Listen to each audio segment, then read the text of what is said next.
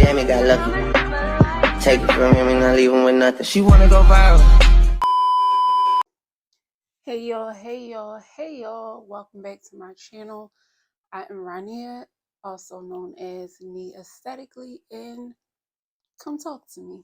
So, as I stated previously, I'll be vlogging, talking, whatever, for every day for the next year.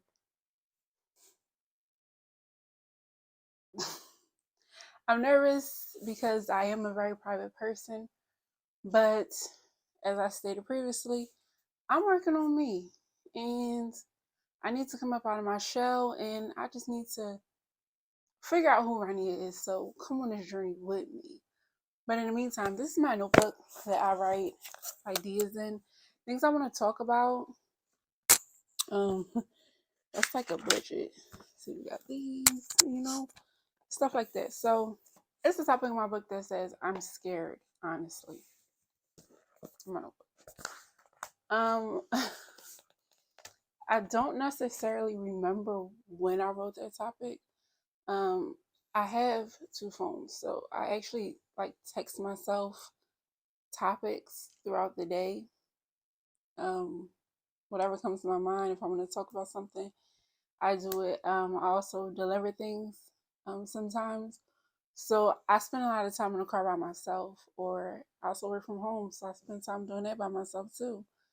But when I'm in the car, I have conversations with myself because I'm the realest nigga I know, so why not talk to me? But I digress. But when I wrote that I'm scared, honestly, I feel like I watched something somewhere. It might have been like an Instagram reel, a TikTok, or a short. But I know that I watched something somewhere. And I have like this sense of hyper independency. At the end of the day, I know there are people I can call on. I have a great family, a great support system, but I never call on them. I'm very much I will figure it out type person, which is crazy because I literally just watched Pastor Sarah Jakes Roberts' latest TikTok about pretty much the same thing. But I have this sense of hyper independency, and I don't depend on anyone, and I'm everybody's everything. If you have an issue, you need somebody to vent to, you need an idea, you need whatever, then I'm the one to call on. But I don't call on anyone. And the truth is, this for a long time, like I've been this way, but for the last year, for sure, I've been in a place I've never been. I've been weak. I feel like I've been broken. And I had to tell myself a couple weeks ago that I realized months ago this was my season of isolation. Maybe it was my year of isolation because, baby, listen. But I had to tell myself that, well, I had to realize that I strongly believe that God is breaking me down to build me back up into whatever it is He has prepared for me. And it's a painful place to be. And honestly, I'm scared. I don't even know if I'm scared, more like terrified. I've never not known what was going to happen with me. I've been in so many ups and downs recently, financially, spiritually, emotionally, romantically, physically. I am going through it. And it's weird because life is literally life, but it's for everybody around me. Typically, if you're going through something, your friend not going through something, right? Like you take turns going through stuff in friendships. But for the first time ever, everyone I know is going through something. Like we're all like, can I get the next hour? Like, okay, you cried yesterday. I need to cry right fast. And it's crazy because I also think this is the first time, not the past year, maybe the past like 3 months, is my first time ever being not fully, but more vulnerable with the people around me. people that didn't even realize I cried have heard me cry. And I'll touch on why I feel that way soon, maybe tomorrow. But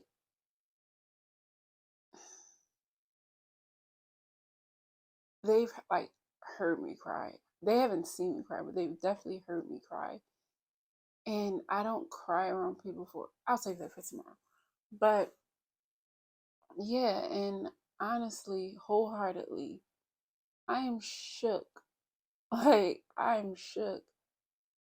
I don't know some days if I'm coming or going.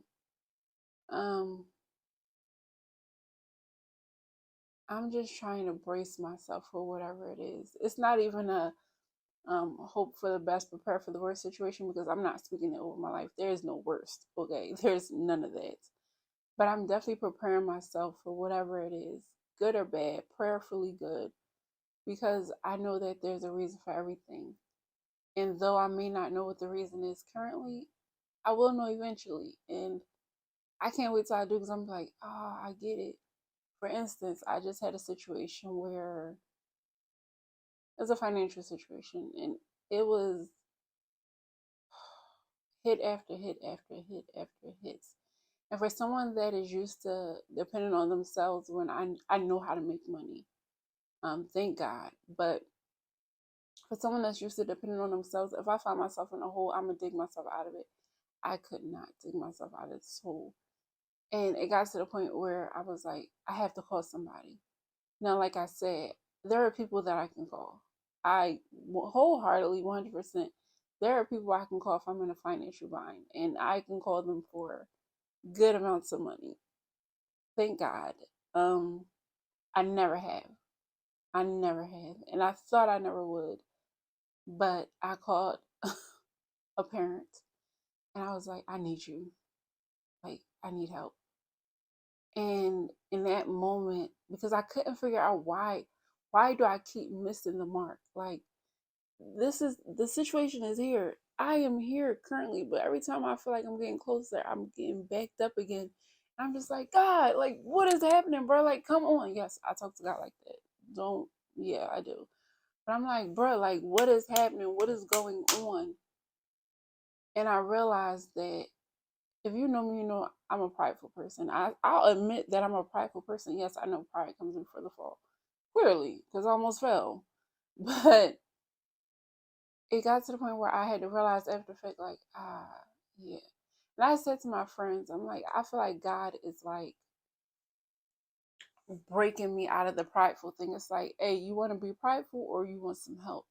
You gonna have to ask for help. You gonna have to break up out of that pride. I'm gonna break you. And he broke me because I called and asked for help. And the crazy thing was, I'm so prepared mentally to hear no, or I can't, or say they will and they don't follow through. But when I called, all I heard was, let me make a few phone calls. When do you need it by? I gave the date. It was literally like 3 days. I needed a large amount of money in 3 days. And I would have had the money the next week, but I didn't have it at that time. And they were like, okay, let me make a few phone calls. And the next day it was like, I sent it to you. And I was like, oh, thank you, God. And I was laughing because I was like, yo, like, I really had to shake off my pride and be like, hey, I need you. Telling someone I need them is by far the hardest thing I've ever said in my life. I need you, bro. Need you?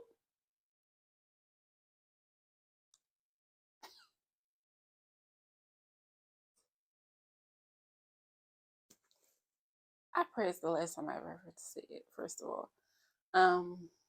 But yeah, but that just goes back to my topic. I'm scared, and there are certain things that are bringing me relief. And like I said, I'm excited. I'm anxious. I am all the things, but I'm so scared because I don't know. I don't know what I'm doing right now. I'm sitting in my bedroom. cute little bed. When I'm sitting in my bedroom with a ring light and my phone on a tripod, talking to a camera. I've always seen people do this, and I've always wanted to do it, but I've always been scared. I'm a very private person. Nobody knows anything about me. People close to me can't tell you too much about me. People know what I tell them. So for me to do this is wild. But I'm so excited for this journey and learning me and for y'all to learn me. And here's the day 2. Let's see what day 3 brings us. And yeah. So hopefully y'all liked my video. Leave a comment. Tell me what you're scared of. Sidebar, I'm also scared of the dark. At my big age, don't judge me. I don't do the dark, okay? I don't do the dark. My TV broke, and which is weird, it just stopped coming on one day. But I've been sleeping with my nightlight at my big age. So, yeah, but have a good day. Be kind on purpose. Embrace you, love you, pour into you. Goodbye.